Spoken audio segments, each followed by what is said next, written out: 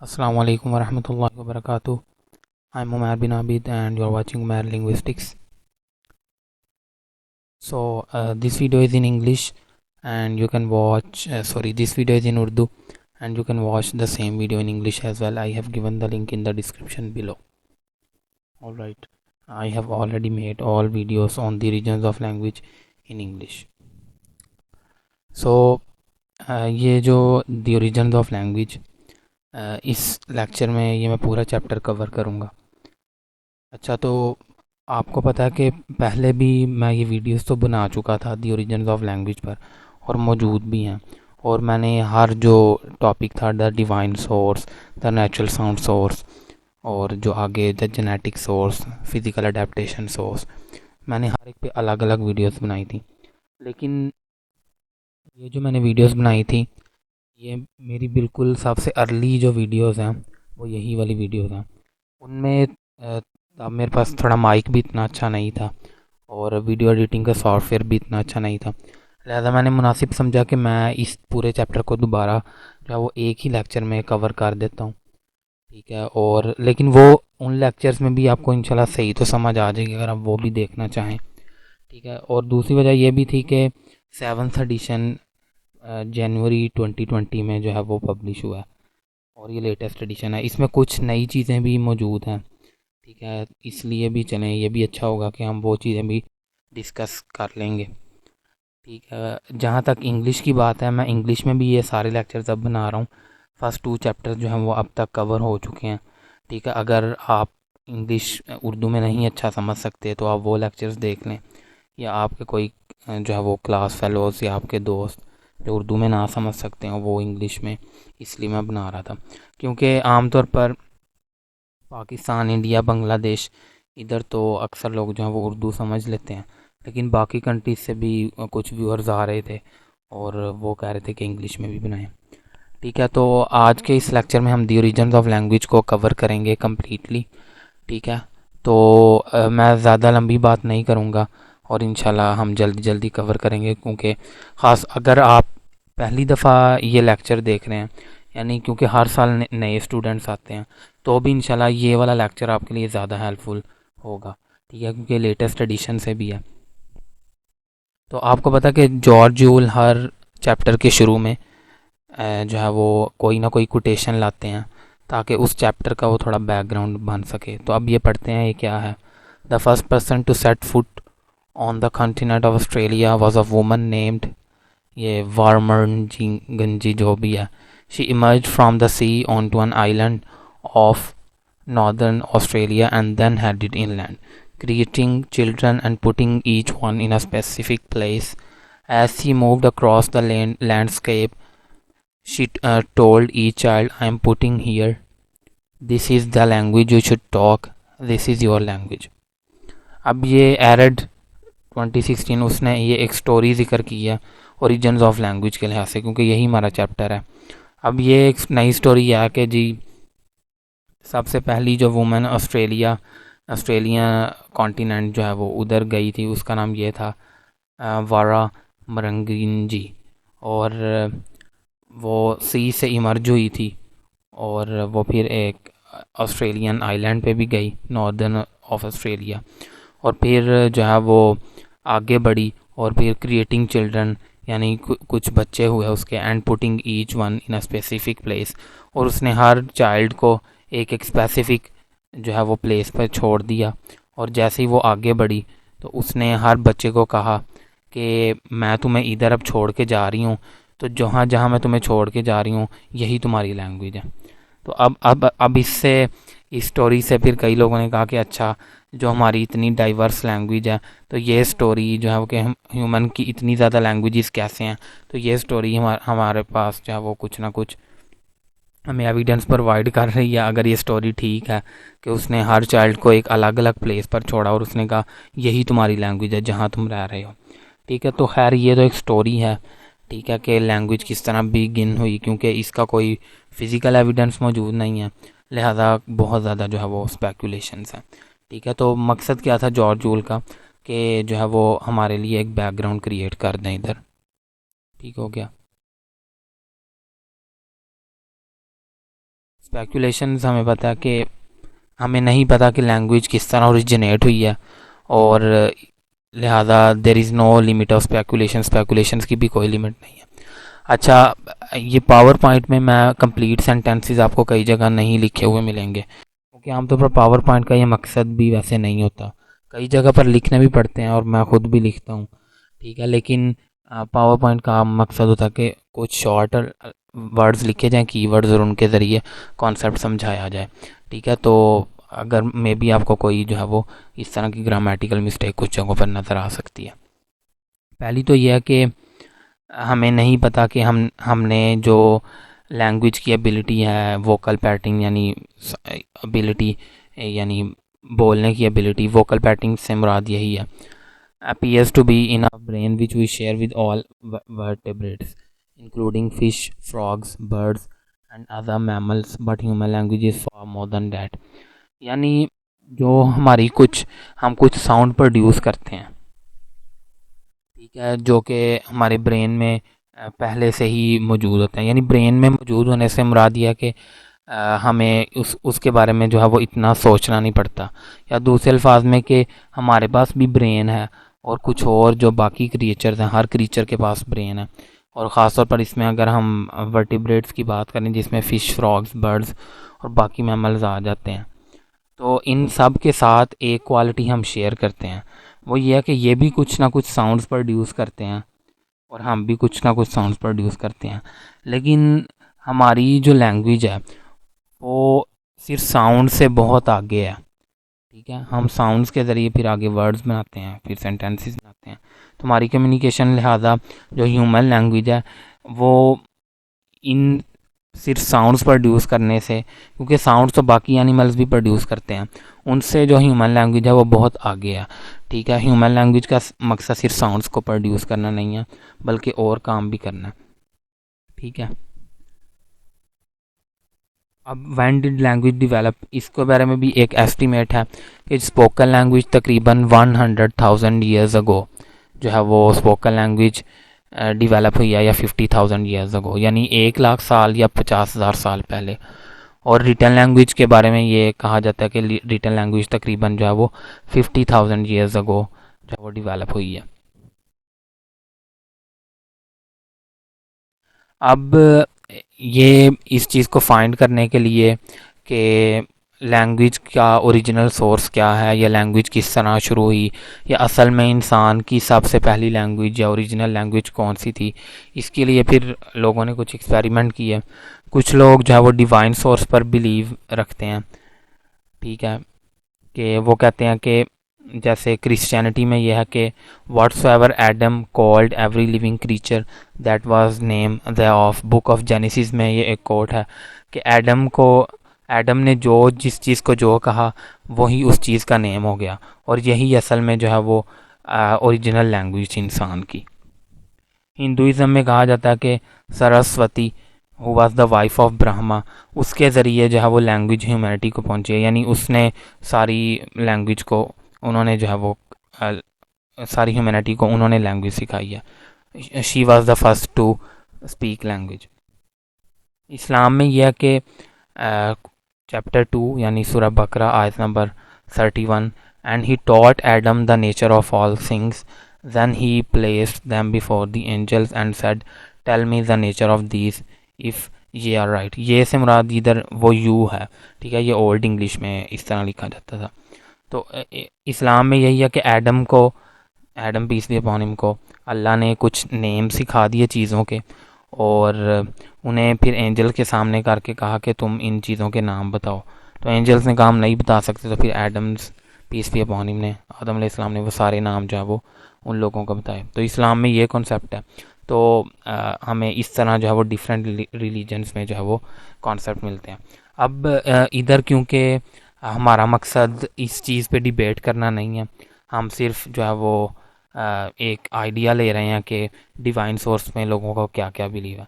मुझे क्योंकि एक कमेंट आया था एक दफ़ा कि इस पे आप डिबेट करें और इसको सही तरह साबित करें, तो मैंने कहा था मेरा तो पर्सनल ओपिनियन ये है कि मैं मुस्लिम हूँ, तो मैं तो यही बिलीव करता हूँ कि ये इस्लाम में ही इसी तरह लैंग्वेज शुरू हुई है, ठीक है।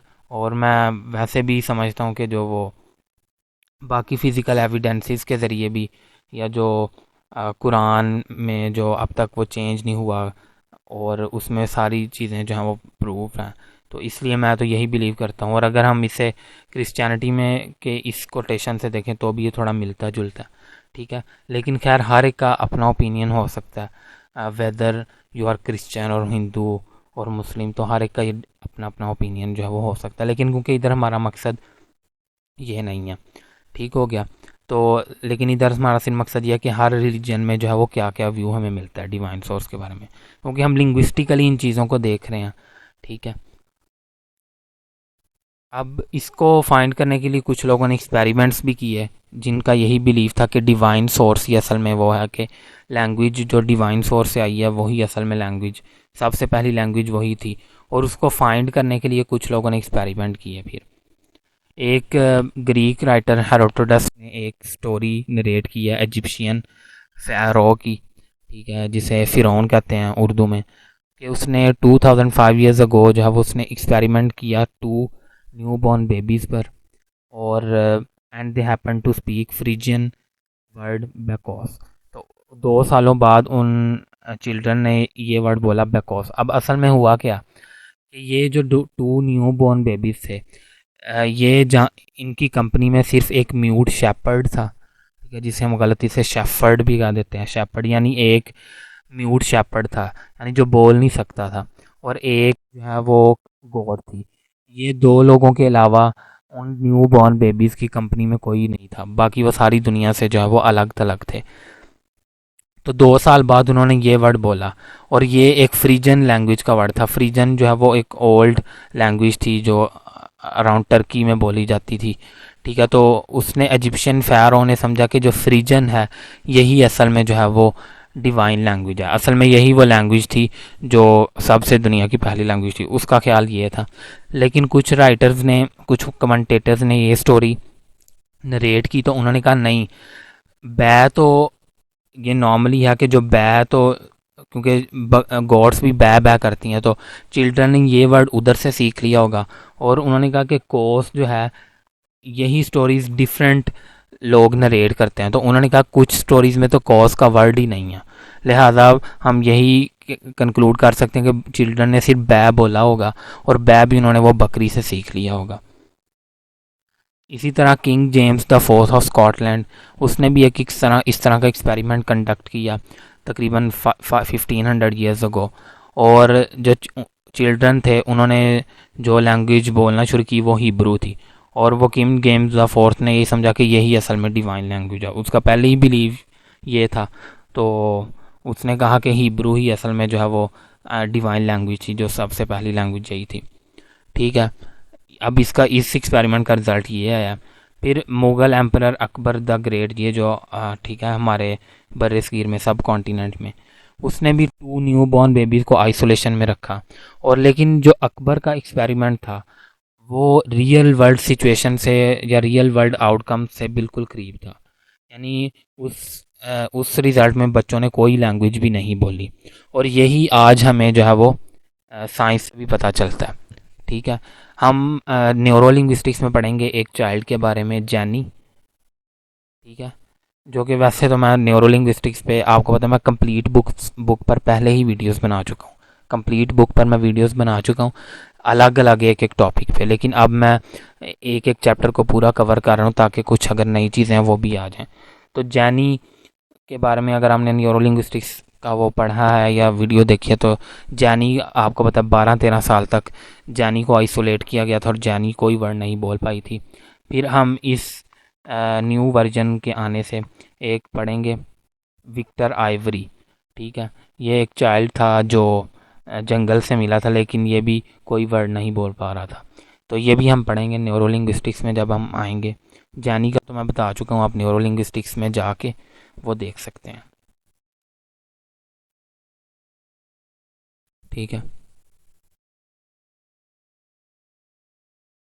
तो दूसरा सोर्स जो कंसीडर किया जाता है वो, अब ये सारे जो है वो ना डिफरेंट व्यूज़ हैं, इनमें से कोई भी असल में वो प्रैक्टिकली उस तरह या फिज़िकल एविडेंस के ज़रिए जो है वो अभी तक प्रूव नहीं हुआ।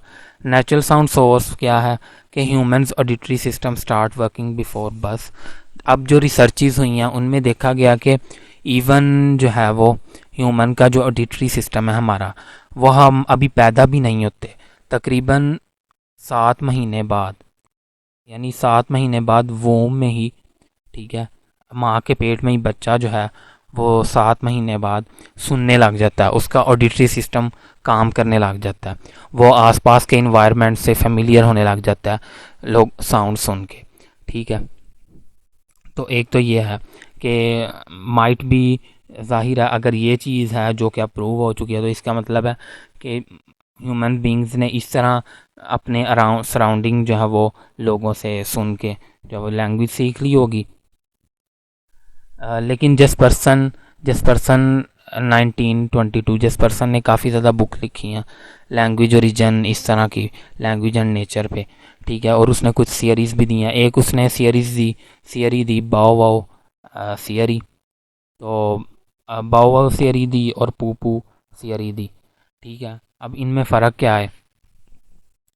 बाओ थियरी में तो यह है कि जो ह्यूमंस हैं उन्होंने जो नेचुरल साउंड हैं उन्हें इमिटेट किया होगा आसपास, जो उन्होंने फॉर एग्जांपल कुछ एनिमल्स देखे होंगे, जैसे कुछ कौका करते हैं जैसे कौवे वगैरह, या कूकू, ठीक है, ठीक है, या बर्ड्स के उन्होंने सुने होंगे नेम, बर्ड्स के सॉन्ग सुने होंगे, और वो उन्हें इमिटेट करने की कोशिश करते होंगे अर्ली ह्यूमन बींग्स, और इस तरह उन्होंने लैंग्वेज सीख ली होगी। इसी तरह इसमें यह भी है कि कुछ वर्ड्स जो हैं जिन्हें हम ओनोमाटोपिक साउंड कहते हैं, वो भी हर लैंग्वेज में इस तरह के वर्ड मौजूद हैं, यानी ऐसे वर्ड के who sounds like, who words who sounds like there natural combination, यानी ओनोमाटोपिक वर्ड्स वो होते हैं कि जिनका जो जो वर्ड और साउंड वो बिल्कुल सिमिलर होते हैं, ठीक है, जिस तरह का साउंड होता है उसी तरह का वर्ड, ठीक है, और ये हर लैंग्वेज में इस तरह के वर्ड्स मौजूद हैं, जैसा कि उसमें एक आ जाता है स्प्लैश इंग्लिश में, जैसे पानी गिरने के लिए, ठीक है, इसी तरह बैंग, ठीक है, कोई एक्सप्लोजन के लिए ये वाला वर्ड यूज़ करते हैं, ठीक है, और इसी तरह जो है वो और भी बेशुमार वर्ड्स हैं,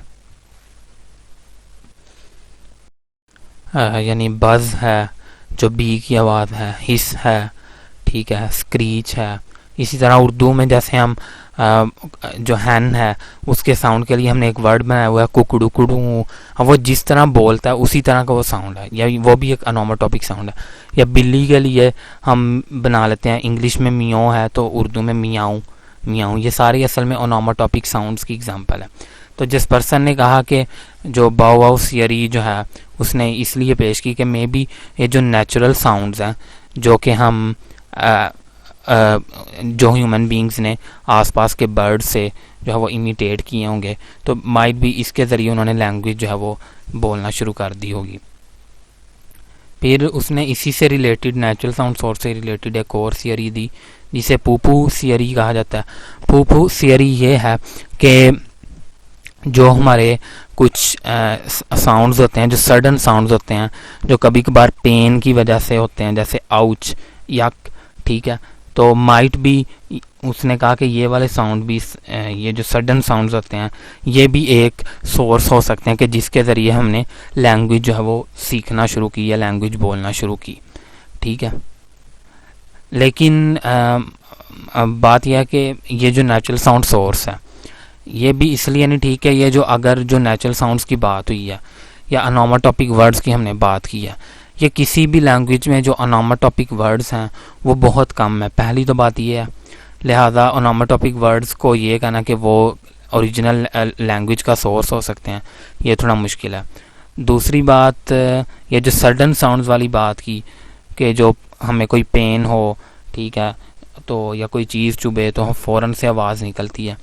अब ये वाले जो साउंड हैं आउच, इस तरह के ओ, ये साउंड जब हम प्रोड्यूस करते हैं तो हम ब्रीदिंग जो है वो हवा को अंदर लेके जा रहे होते हैं अपने लंग्स में, ठीक है, we are actually inhaling the air, जबकि हमारी 90% से भी ज़्यादा स्पीच बल्कि 90% से भी शायद ज़्यादा है, बल्कि बहुत ज़्यादा होगी।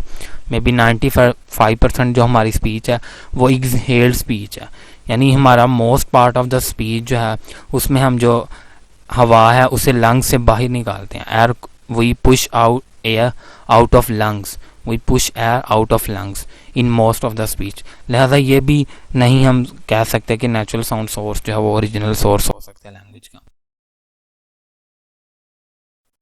म्यूज़िकल सोर्स, अब म्यूज़िकल सोर्स यह है कि हम इवन के वर्ड्स बोलने से भी पहले हम जो है वाइड रेंज ऑफ साउंड जो है वो प्रोड्यूस कर रहे होते हैं। शुरू में हम देखते हैं कि जब पेरेंट्स या केयर गिवर जो हैं वो बच्चों से कम्युनिकेट कर रहे होते हैं, वो बच्चे सिर्फ एक दो साउंड बोल रहे होते हैं, आ, माँ, और उसके ज़रिए वो पूरा ही कम्युनिकेट कर रहे होते हैं। यानी क्या करते हैं, वो माँ कहते हुए कभी पानी की तरफ इशारा कर देते हैं, ठीक है, माँ कहते हुए कभी दूध की तरफ इशारा कर देते हैं, माँ कहते हुए मामा कहते हुए किसी चीज़ की तरफ इशारा कर देते हैं। तो वो क्या कि वो सिर्फ सम साउंड से जो है वो पूरा कम्युनिकेशन कर रहे होते हैं चिल्ड्रन, ठीक है, अर्ली ऑन, यही मैंने इधर लिखा है। Adult and infants interact via single sound through extended, और वही जो सिंगल साउंड है उसके ज़रिए वो एक्सटेंडेड साउंड सीक्वेंस बना लेते हैं। यानी आपको पता है कि शुरू में ये मैंने फर्स्ट लैंग्वेज एक्विजिशन के लेक्चर्स में बात भी की है कि चाइल्ड जो है वो किस तरह लैंग्वेज डेवलप करता है, ठीक है। तो कि पहले माँ, अब माँ को ही वो डुप्लीकेट करता है, मामा, ठीक है, यानी उसी एक साउंड को एक्सटेंड कर देता है। और फिर इंटोनेशन जो होती है, यानी स्पीच का राइज एंड फॉल, उसके ज़रिए भी कम्युनिकेशन करते हैं एडल्ट्स और जो है वो चिल्ड्रन आपस में, ठीक है।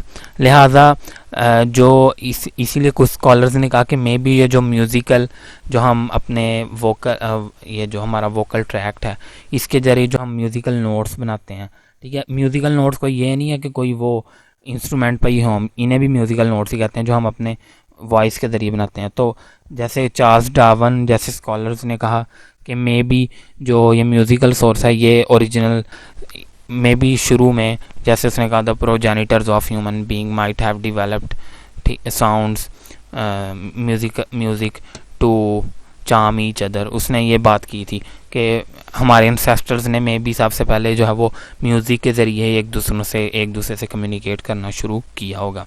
ये चार्ल्स डार्विन का व्यू था। लेकिन जो न्यू बॉर्न चिल्ड्रन हैं उन पे जो स्टडीज़ हुई है उन्होंने इंडिकेट किया कि वो अपनी मदर की इंटोनेशन को भी रिकग्नाइज़ कर लेते हैं, यानी बिफोर बर्थ हमने जैसे बात की है, या भी आफ्टर बर्थ भी। But other creatures like birds and humpback whales also produce songs. अभी अगर ये सॉन्ग्स की या म्यूज़िकल सोर्स की ही बात है तो ये जो वेल्स हैं या बर्ड्स हैं या और भी बहुत ज़्यादा जो वह क्रीचर्स हैं वो साउंड्स प्रोड्यूस करते हैं, ठीक है, वो म्यूज़िकल नोट्स प्रोड्यूस करते हैं, लेकिन वो तो नहीं हमारे जैसी लैंग्वेज बोल सकते। लिहाजा वंस अगेन म्यूज़िकल सोर्स भी कोई वैलिड जो है वो अपनी रीजंस जो है वो प्रोवाइड नहीं करता, बल्कि जो न्यू बॉर्न पे स्टडीज़ हुई हैं वो तो ये इंडिकेट करती हैं कि जो चिल्ड्रन हैं वो इंटोनेशन पैटर्न को भी फॉलो करते हैं, और इवन के वो वही इंटोनेशन यूज़ करते हैं जिस तरह वो मदर को बोलता हुआ सुनते हैं। यानी मदर की जिस तरह की स्पीच इंटोनेशन होती है, यानी वो ऊंचा बोलती है यहाँ आहिस्ता, उस तरह की ही वो चाइल्ड भी एक्वायर कर लेते हैं। तो लिहाजा इस हद तक तो बात ठीक है कि म्यूज़िकल सोर्स का कुछ तो रोल है हमारी लैंग्वेज डेवलपमेंट में, कुछ हद तक तो रोल है, लेकिन ये नहीं हम कह सकते कि यही जो है वो सिर्फ यही जो है वो ओरिजिनल लैंग्वेज का या लैंग्वेज की ओरिजिन का यही सोर्स हो सकता है। क्वेश्चन 4 जो फोर्थ नंबर थियरी है the social interaction source, simply ये यो ही हो थियरी भी कहते हैं। तो ये भी जिस पर्सन ने ही दी थी। अब इसमें ये व्यू था कि अर्ली ह्यूमन बीइंग्स जो हैं वो बड़े बड़े ग्रुप्स में रहते होंगे, जैसे कि हम सुनते भी हैं देखते भी हैं, और वो जाहिर है जो है वो अपनी ज़रूरियात के लिए दरख्त की लकड़ी भी काटते होंगे, और ये इस तरह की भारी भारी भारी चीज़ें उठाते भी होंगे। तो जब वो जाहिर है हम जब कोई वज़न उठाते हैं तो जाहिर हमारी एक आवाज़ से निकल जाती है, जिसे हम आमतौर पर इंग्लिश में इन साउंड को ग्रंट्स ग्रोन्स कहते हैं। इस तरह की आवाज़ें जो निकल जाती हैं, ठीक है।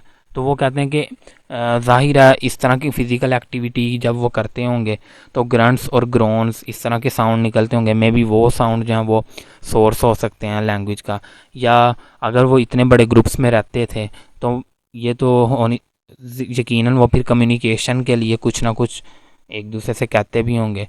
तो लिहाजा ये भी सजेस्ट करता है कि सोशल इंटरेक्शन सोर्स के, क्योंकि वो ग्रुप्स में रहते थे और अगर वो ग्रुप में रहते थे तो शायद वो कोई लैंग्वेज भी यूज़ करते होंगे।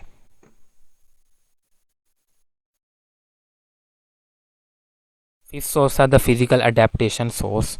ठीक है, तो फिजिकल अडेप्टेशन सोर्स में अगर हम एनिमल्स और ह्यूमंस को थोड़ा कंपेयर कर लें, तो जो फोर लेग्स क्रीचर हैं यानी जो एनिमल्स हैं, जैसे तो एनिमल्स जितना तेज़ वो चलते हैं या जितना तेज़ वो भागते हैं उसी हिसाब से उनकी स्पीच भी उसी तरह रहती है। यानी वो जितना तेज़ भागेंगे तो उनकी स्पीच का रेट भी उसी तरह जो है वो बढ़ता जाएगा। यानी उनका ये है कि वन पेस वन ब्रेथ। ठीक है, इसलिए अब होता क्या है कि जब अगर आप कभी एक्सरसाइज कर रहे हो, एक्सरसाइज के दौरान जब बहुत ज़्यादा जो है वो क्या कहते हैं कि आपकी हार्ट बीट तेज़ हो जाती है, उस टाइम अगर आप बोलने की कोशिश करें तो आपसे इतना बोला नहीं जाता या कम बोला जाता है। ठीक है, लेकिन जो एनिमल्स हैं, एनिमल्स की जब ये रिदम होता है, वो जितना तेज़ भागते हैं या चलते हैं तो उनकी स्पीच का रेट भी उसी लिहाज से चेंज होता जाता है। लिहाजा वो हमेशा जो है वो बहुत ज़्यादा तेज़ जब वो भागेंगे तो क्योंकि एक तो यह है कि वो आ, एक आर्टिकुलेशन में, ठीक है, यानी एक ब्रेथ में एक सांस में ज़्यादा बोल ही नहीं सकते इस वजह से। ठीक है, क्योंकि वो जिस लिहाज से भाग रहे होते हैं उस लिहाज से ही उनका जो है वो हार्ट जो ब्रीदिंग रेट है वो भी चेंज होता है और स्पीच का रेट भी इस वजह से उनका चेंज हो जाता है। लेकिन जो ह्यूमन बीइंग्स हैं, जो हम हैं, हमारा वॉकिंग का रिदम स्पीकिंग से टाइड नहीं है। और ये कैलकुलेट किया गया कि human breathing while speaking is about 90% exhalation with only about 10% of time saved for quick in breaths. यानी हमें ये फ़ायदा, ये अब रिसर्च हुई है लेटेस्ट हार्फोर्ड 2014। ठीक है, कि हमारा पहली तो बात यह है कि हमारा वॉकिंग रिदम हमारी स्पीकिंग से टाइट नहीं है। यानी अगर हम तेज़ भी भाग रहे हों तो इसका मतलब ये नहीं है कि हमारी स्पीच जो है वो हम उस तरह प्रोड्यूस नहीं कर, स्पीच जो है वो हम फिर भी अच्छी तरह प्रोड्यूस कर सकते हैं। और उसकी वजह ये है कि हमारी, क्योंकि अक्सर स्पीच जो है वो एक्सहेल्ड स्पीच होती है। ठीक है, तो और फिर हम ज़ाहिर है एक्सहेलेशन के लिए भी ज़ाहिर है इन्हेलेशन भी तो करनी पड़ेगी ना, बोलने के लिए हवा को अंदर भी तो लेके जाना पड़ेगा ना। लेकिन हम वो शॉर्ट ब्रेथ्स के ज़रिए हम बहुत जल्दी जो है एयर को अपने लंग्स में लेके जा सकते हैं और फिर उसके ज़रिए जो है वो एक्सहेलेशन के ज़रिए स्पीच को प्रोड्यूस कर सकते हैं। और इसी वजह से क्योंकि हम टाइम सेव कर लेते हैं, सांस को जल्दी अंदर कर लेते हैं। ठीक है, जल्दी अंदर ले जाते हैं। और क्योंकि हमारा जो है वो स्पीकिंग रेट वॉकिंग से टाइट भी नहीं होता, लिहाजा हमारी लॉन्ग आर्टिकुलेशन होती है। हम एक सांस में जो है वो काफ़ी ज़्यादा जो है वो बोल सकते हैं। आपने देखा होगा अगर आपने पेट्स रखे हैं, ठीक है, या आपने कभी अगर नेशनल जियोग्राफिक या इस तरह के चैनल देखे हों, क्या आपने कभी सुना कि जो है 20-30 सेकंड तक या 1 मिनट तक मुसलसल एक ही आर्टिकुलेशन में कोई एनिमल जो है वो साउंड प्रोड्यूस कर रहा हो? इस तरह आमतौर पर नहीं देखा। एनिमल एक साउंड प्रोड्यूस करते हैं, वो भी तकरीबन 10 सेकंड भी, शायद 10 सेकंड का साउंड भी प्रोड्यूस नहीं कर पाते। ठीक है, तो ये कुछ वजूहत हैं और ये चीज़ें हमें थोड़ी जो है वो फ़ायदा दे रही हैं। इसमें ही आगे हम सबसे पहले अगर अपने टीथ की बात करें, हमारे टीथ जो हैं वो अपराइट हैं और एज़ कम्पेयर टू एनिमल्स जैसे चिंपैंजीज वगैरह उनसे स्मॉलर भी हैं। और हमारे टीथ जो हैं वो ग्राइंडिंग और चूइंग के लिए बेहतर है, लेकिन रिपिंग और टीयरिंग के लिए नहीं। रिपिंग और टीयरिंग यानी फाड़ना जो आमतौर पर एनिमल के टीथ कर सकते हैं। ठीक है, लेकिन हमारे टीथ जो हैं वो शॉर्ट हैं, स्मॉलर हैं और अपराइट हैं। अपराइट का मतलब यह है कि हमारे टीथ ना आमतौर पर इस तरह होते हैं, लेकिन जो एनिमल्स के टीथ होते हैं वो आप देखेंगे थोड़े स्लैंटिंग होते हैं, इस तरह थोड़े से बाहर से निकले होते हैं। इसे हम स्लैंटिंग कहते हैं। ठीक है, और ठीक है, तो ये हमें हमारे टीथ का फ़ायदा। दूसरी चीज़, lips have more intricate muscles and are flexible. Intricate muscles का मुराद ये है कि हमारे लिप्स जो हैं वो काफ़ी ज़्यादा कम्प्लेक्स शेप्स बना सकते हैं। आप जब बोलते हैं, अभी जब हम वावल्स में बात भी करते हैं इस चीज़ के बारे में कि हर वावल के लिए हमारी लिप की शेप जो है वो डिफरेंट होती है। फिर कॉन्सोनेंट्स के लिए भी हम लिप्स की डिफरेंट शेप बनाते हैं, लेबियोडेंटल, बाइलेबियल। ठीक है, तो ये हमारे लिप्स का हमें फ़ायदा है। फिर हमारा माउथ भी जो है वो काफ़ी छोटा होता है, आपने देखा होगा as compare to animals, lion हो गया या चिंपैंजीज वगैरह। उसकी वजह से हमारा माउथ जो है वो जल्दी क्लोज भी हो सकता है और जल्दी ओपन भी हो सकता है। ठीक है, ये हमारे जो है वो माउस का हमें फ़ायदा है। और हमारी टंग जो है वो भी मस्कुलर है, सिकर है एज़ कम्पेयर टू एनिमल्स, और शॉर्टर भी है। और हमारी टंग जो है वो काफ़ी ज़्यादा डिफरेंट शेप्स बना लेती है। और टंग जो है वो बहुत मेन रोल प्ले करती है कॉन्सोनेंट को प्रोड्यूस करते हुए भी और वावल को प्रोड्यूस करते हुए भी। ये हम सेकंड चैप्टर में मैंने बात इस पे की भी हुई है, और जो मैंने अभी डिटेल्स लेक्चर शुरू किए हुए हैं कोर्स इन फोनेटिक्स, उसमें भी ये बात की है। तो ये फिजिकल अडेप्टेशन सोर्स हो गया। Tool making source, tool making source ये है कि ये भी हमें एविडेंस मिलता है कि अच्छा, मैं बात कर रहा था कि हमें ये एविडेंस मिलता है कि 2 मिलियन ईयर्स अगो भी ह्यूमंस ने जो है वो राइट हैंडेडनेस में जो है वो क्या कहते हैं कि राइट हैंड को वो अच्छी तरह यूज़ करने लग गए थे, और वो स्टोन टूल्स जो है वो बनाने लग गए थे इवन 2 मिलियन ईयर्स अगो भी।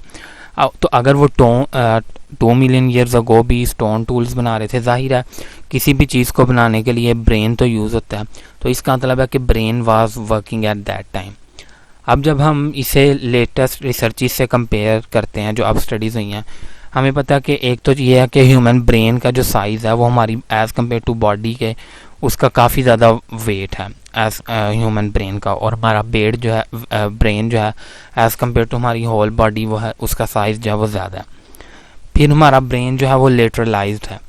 ये मैंने न्यूरो लिंग्विस्टिक्स पे इस पर डिटेल से बात की है। लेटरलाइज का मतलब यह है कि हमारे ब्रेन में कुछ पार्ट्स हैं जिसे हम आमतौर पर सिंपली लेफ्ट हेमिस्फेयर और राइट हेमिस्फेयर कहते हैं, और हर हेमिस्फेयर का जो है वो स्पेशलाइज फंक्शंस हैं अपने।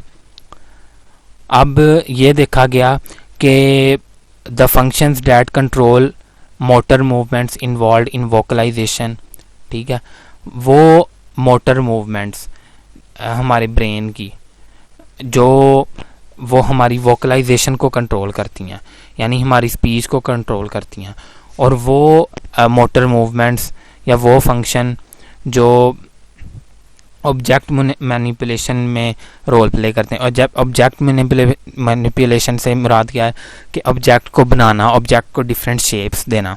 ठीक है, अब ये जो दोनों हमारी एबिलिटीज़ हैं, ठीक है, ये दोनों एबिलिटीज़ जो है ये लेफ़्ट हेमिस्फेयर में ही मौजूद हैं, यानी लेफ़्ट हेमिस्फेयर में ही ये दोनों फंक्शन हम लेफ़्ट हेमिस्फेयर से परफॉर्म करते हैं, लेफ़्ट हेमिस्फेयर में ही कुछ पार्ट्स से। और ये दोनों पार्ट्स जो कि वोकलाइजेशन को कंट्रोल करने में और जो ऑब्जेक्ट मैनिपुलेशन में यूज़ होते हैं, ये दोनों पार्ट्स जो हैं वो लेफ़्ट हेमिस्फेयर में बहुत ज़्यादा करीब हैं। लिहाजा अगर टूल्स जो है वो ह्यूमन बींग्स ने बनाना शुरू कर दिए थे, तो इसका मतलब है कि क्योंकि स्पीच का भी वही पार्ट है, स्पीच भी आमतौर पर स्पीच का भी उधर ही लिंक है उसी पार्ट में, तो लिहाजा हम ये कह सकते हैं कि इसका मतलब है कि ह्यूमन बींग्स जो हैं वो बोलना भी शुरू कर चुके होंगे जब से उन्होंने टूल बनाना शुरू किए। ठीक है, तो तब से वो बोल भी रहे होंगे। और फिर एक रीसेंट स्टडी में देखा गया कि उसमें देखा गया कि एक टेक्निक है टूल मेकिंग की जो कि तकरीबन 50,000 ईयर्स अगो भी जो है वो लोग जानते थे।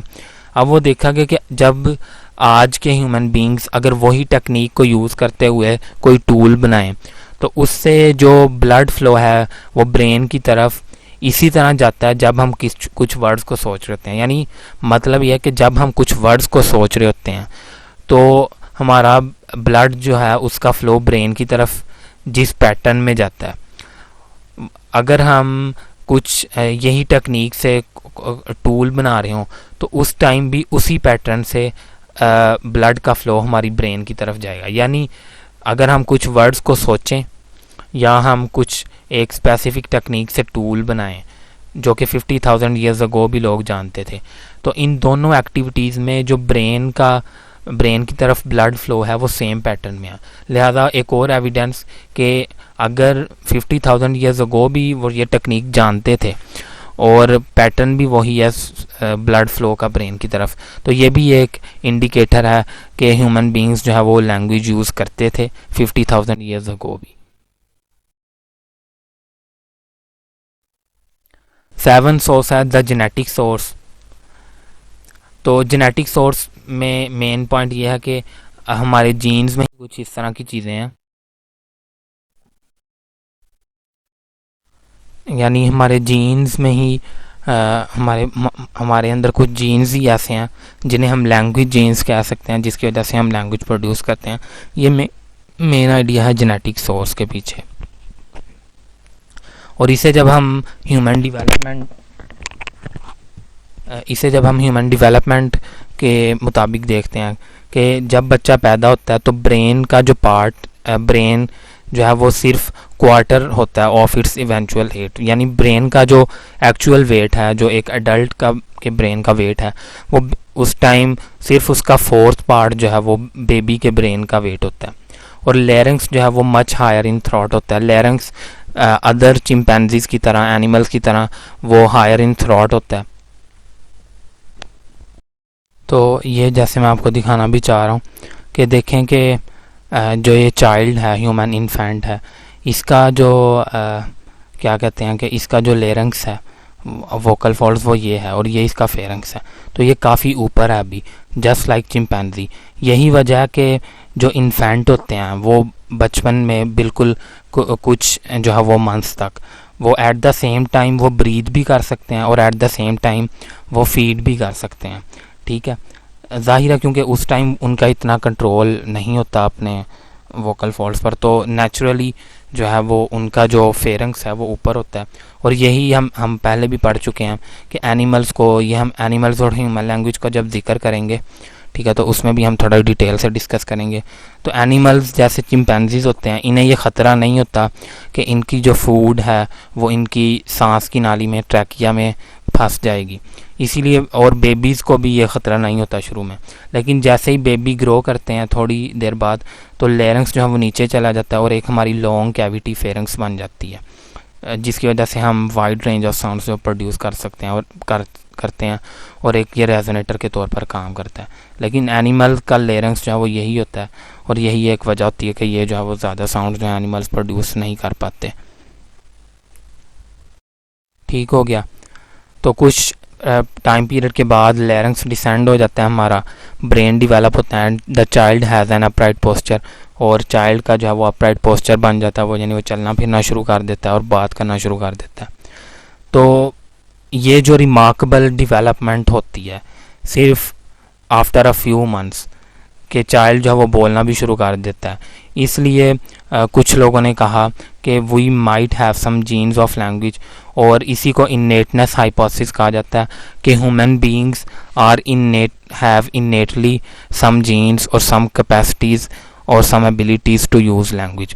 और इसकी फिर वो और रीजंस भी देते हैं कि वो कहते हैं कि अगर हम डेफ चिल्ड्रन को देखें, जो डेफ चिल्ड्रन है, अब डेफ चिल्ड्रन जो हैं वो भी इतने ही फ्लुएंट होते हैं साइन लैंग्वेज में जितने के हम नॉर्मल चिल्ड्रन जो हैं वो स्पोकन लैंग्वेज में होते हैं। तो अगर फिज़िकल अडेप्टेशन सोर्स वाली ही बात ठीक हो, ठीक है, फिर तो डेफ चिल्ड्रन, तो इसका मतलब है कि वो स्पीच प्रोड्यूस कर ही नहीं सकते, लेकिन फिर भी वो साइन लैंग्वेज को इतना फास्ट यूज़ करते हैं जितना कि हम स्पोकन लैंग्वेज को यूज़ करते हैं, जितना फास्ट। ठीक है, तो ये एक और रीज़न है कि वाकई कुछ जेनेटिकली हम में इस तरह की चीज़ें हैं। अब असल में जो जेनेटिक सोर्स है ना, ये बाकी सारे सोर्सेज को निगेट कर देता है। ये बाकी सारे सोर्सेज को जो है वो उनमें सबसे स्ट्रॉन्ग हमें नज़र आता है। यानी जो हमने बात की फ़िज़िकल अडेप्टेशन सोर्स की या द सोशल इंटरेक्शन सोर्स की, तो इससे हम अब जो फॉसल्स का फॉसल से जो क्या एविडेंस लेने की अब ज़रूरत ही नहीं है। अगर जेनेटिक सोर्स ही ट्रू है फिर तो फॉसिल्स की तरफ जाने की ज़रूरत ही नहीं है कि जी वो क्या 50,000 साल पहले क्या लोग बोल पाते थे या नहीं। अगर ये हमारे जीन्स में ही मौजूद है फिर वो भी ह्यूमन बींग्स थे तो उनके जीन्स में भी ये चीज़ें मौजूद होंगी। तो लिहाजा जेनेटिक सोर्स में ये जो है वो है। फिर अब एक जो है वो FOXP2 जीन भी है, उसमें भी देखा गया कि जब वो उसमें थोड़ा म्यूटेशन होती है तो वो हमारी स्पीकिंग थोड़ी मुतासिर होती है। तो इस तरह की काफ़ी चीज़ें हैं जो जेनेटिक सोर्स को जो है वो थोड़ा सपोर्ट करती हुई नज़र आती हैं। ठीक है, बहरहाल ये 7 जो हैं वो हमारे पास सीरीज़ थी, सीरीज़ कह लें या 7 आइडियाज़ थे कि हाउ लैंग्वेज हैज़ ओरिजिनेटेड। ठीक है, तो मुझे उम्मीद है कि आपको समझ आ चुका होगा। आप अपना फीडबैक ज़रूर दीजिएगा। Don't forget to give your feedback, remember in your prayers. जज़ाकल्लाह खैरन एंड थैंक यू।